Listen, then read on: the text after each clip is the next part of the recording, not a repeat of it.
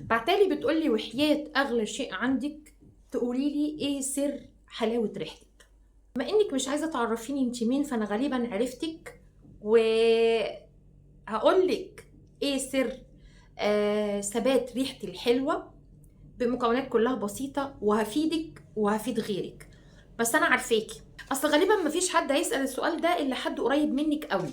مبدئيا بس اللي انا هديهولك ده بيرطب وينعم ويفتح، وكمان ريحته ثابته في جسمك. مكونات كلها بسيطه. تعالي كده ونشوف ايه هي المكونات اللي انا هديهالك. زيت نونو بتاع الاطفال، الكميه طبعا حسب ما انت عايزه. ده مكعب مسك ابيض، مش هاخد المكعب كله، انا هاخد نصه.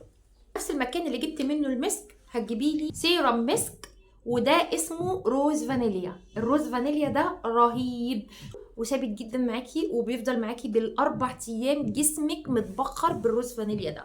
ديها بالمنظر ده، جليسرين طبي، هتخلي ريحتك حلوه لمده 4 ايام، زائد الترطيب زائد التفتيح. انت مش محتاجه اكتر من كده. انا عبيتها في عبوه تكون سهله الاستخدام عشان تعرفي تاخدي منها. طريقه الاستخدام الصحيحه انك تاخدي الشاور بتاعك والمسام مفتحه، تاخدي كميه حلوه، اوكي، وتدهني على جسمك كله.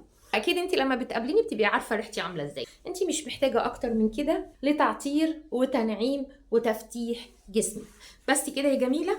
وده عطري المخصص اللي انا بستخدمه على طول، وبيبقى ثابت معايا لفترات طويله. خلصت معاكي الفيديو، بتمنى يكون الفيديو عجبك. يا ريت بقى لو الفيديو عجبك ما تنسينيش لايك وشير وسبسكرايب. والسلام عليكم ورحمه الله وبركاته.